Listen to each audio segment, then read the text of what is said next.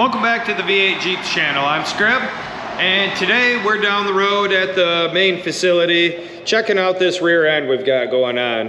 Well, also checking out a hemorrhaging Honda that's going on here, but that's a different situation. Well, once I got to cleaning up the axle, the 44A or 44HD, whatever you prefer to call it, I found that there was quite a bit of cancer going on here with the rear spring perches. Not much different than the front spring perches, except that they almost disintegrated down to nothing. So these things are getting to be in pretty bad shape. I've got some from Rusty's. I'll show you when we get back to the other shop. Ironically, Rusty's Off-Road. And those we're going to be welding in and replacing these rotten perches with. We're here with the old titanium Harbor Freight plasma cutter. We're going to lightning scissor those guys right off there, and then we're going to go back home, grind everything smooth, and we're going to weld on the new spring perches. But this moment here, we got some cutting to do. Don't have compressed air yet at the shop at home, so we can't run the plasma cutter there. So we had to run her up the street here so we can get this taken care of. So we've got here our Harbor Freight titanium plasma 45. I got this guy about a year or so ago from obviously Harbor Freight, and this thing has not let us down. We have used this a fair amount, and it's gone through anything we've needed it for. There's a lot of plating and stuff that we had to cut out for some LS swaps. This thing has done the trick. So for the price of this, as opposed to buying a expensive name brand unit, can't imagine how much better it can get. So you got to run some compressed air to it, and we're going to probably be hearing some hissing while we get that all going. And got to find ourselves a hood to put on and cut through this. You got to treat your eyeballs safely when it comes to plasma cutting, no different than if you're MIG or TIG welding. All right, now that we've got a hood on and some fairly acceptable gloves, we're going to fire up this unit and we're going to cut these things right off here. It's been a little while since I've operated this. Haven't needed it for anything, thankfully, but it's definitely nice to have around. So got her fired up, got her to a reasonable duty cycle here. It's not the thickest material we're going to be cutting through. It's actually pretty thin.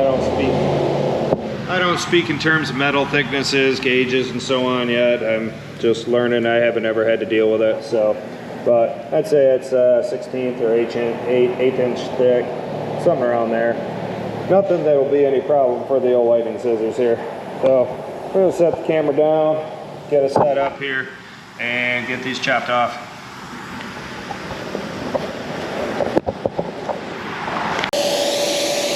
All right, that went through there pretty good.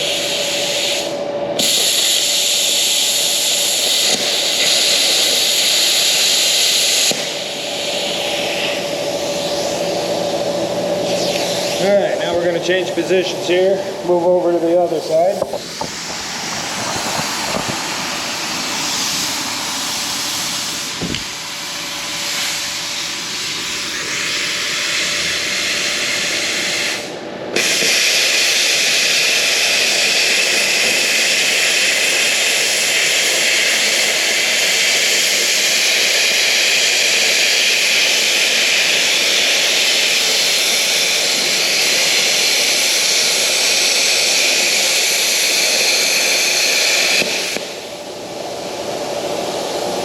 All right, that's not too bad. We're gonna have to grab a hammer here and try to knock it off.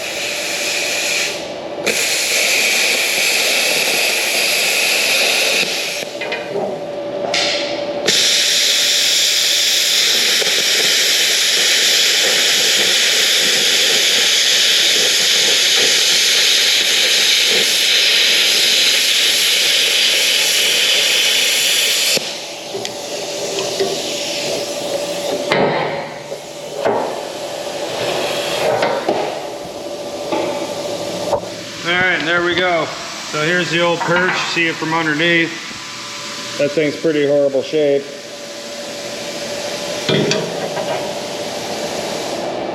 Then we get back to the home shop. Then we've got some grinding here to do. Could probably use the plasma cutter to cut a little bit more of that off, but that's no problem with the grinder. So move over to this side, get this one cut off, and then get back where we need to be and move to the next step here.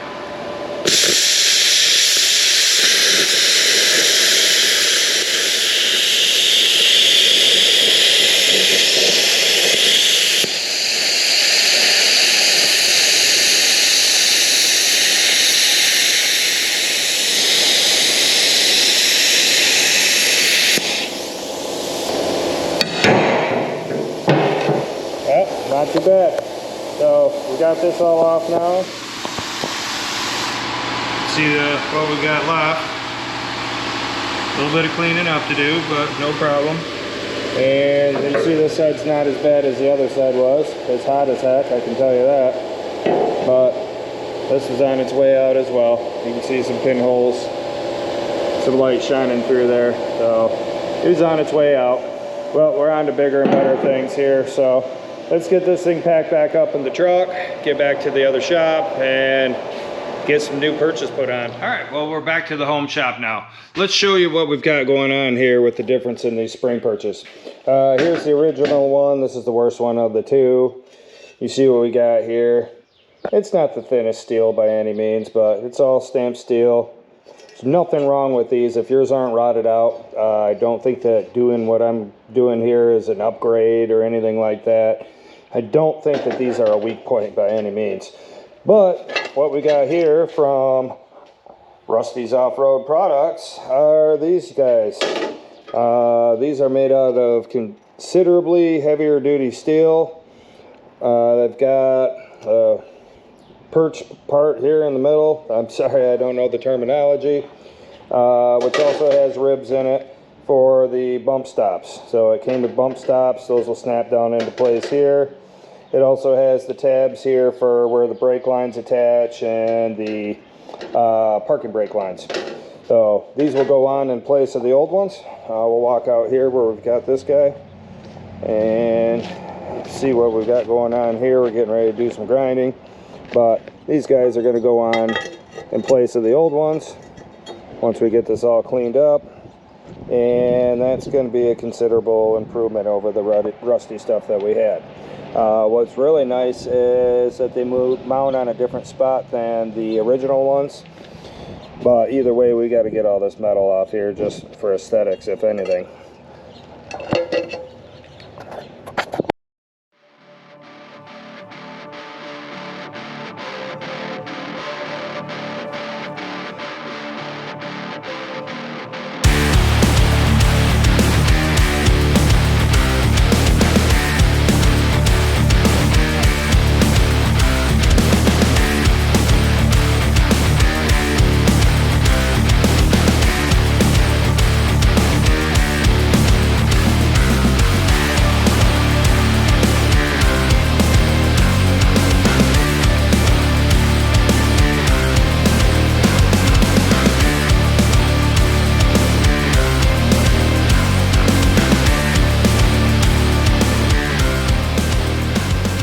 Got the axle all cleaned up and prepped and ready to do some welding. One thing that we're doing while we're at it here is we're installing the truss. I've got the iron rock off-road truss here. Already have the truss welded up and ready to go on the axle. Axle's all cleaned up and all the spots we've got to weld, and we've wiped it all down with some acetone to make sure it's as clean as possible for welding. So one of the first steps we're going to do as far as installing this is turning it around the correct way, and then we're going to set it down here in place, and we're going to run the bolts into the housing here, bolt it down and hold it where it goes. Make sure that our bolt holes are all lined up, which they should be, because I've already had this on here once. So we'll get these on here and get them started. Right now we're just going to use the factory bolts for this. You do want to be really careful, make sure that you got everything straight and you don't cross thread anything. This housing is cast aluminum and it can be very easy to rip the threads out of one. Iron Rock did offer some provisions for if you have that problem with this, but at this point I think I've lost the opportunity because you weld nuts on the inside of here and we've already welded the other plate inside.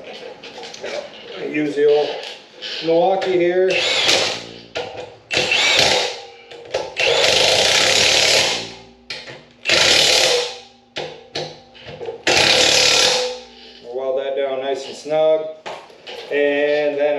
would consider that to be in place. We have several spots along here, same spots in the rear, front, back, and also on the side here where we got to do some welds. So we're going to work our way around this unit. I might flip this upside down the other way so we can see the bottom of the edges here. I think that's going to work out a lot better for us. So let's get this repositioned and then get the welder fired up and get going here. Alright, so we've got the axle flipped over, so the spots we have to weld are way more accessible. Got the MIG welder ready to rip here, and we're just going to start doing the welding, start working our way around. Try not to concentrate all the heat in one spot. No expert here, just going by what I've seen. So we'll start doing one spot here and work our way around until it's pretty well tacked on, and then start filling it in, or burning it in as they like to say, and we'll have this part of the process all finished.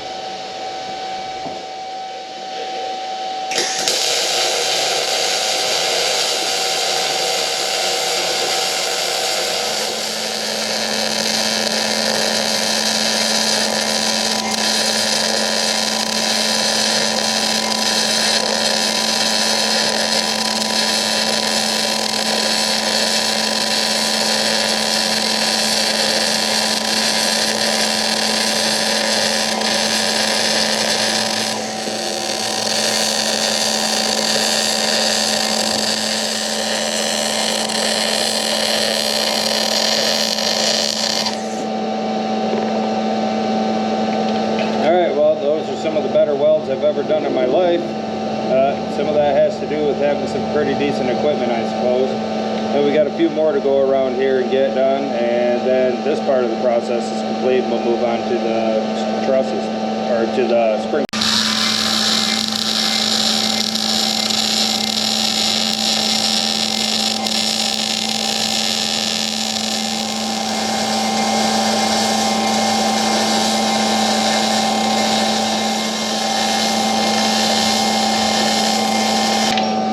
Okay, well, those are installed.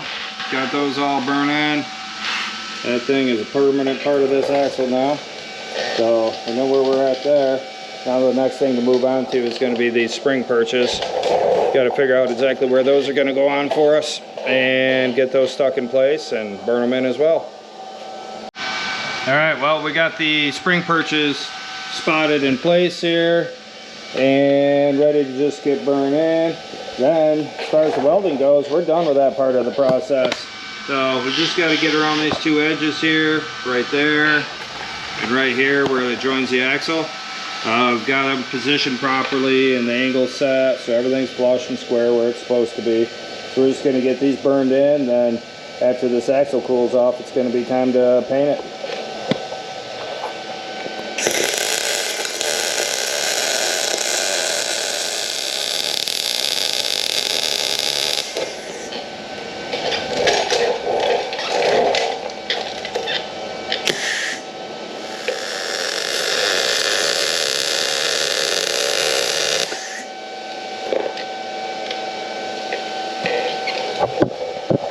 Alright, there we go.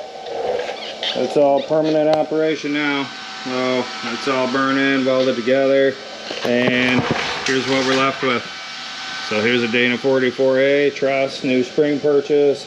We just got to paint her up, and then axle shafts will go in and backing plates will go on when it goes on the vehicle. Right now I've got the parking brakes and backing plates just hanging off the bottom of the Jeep.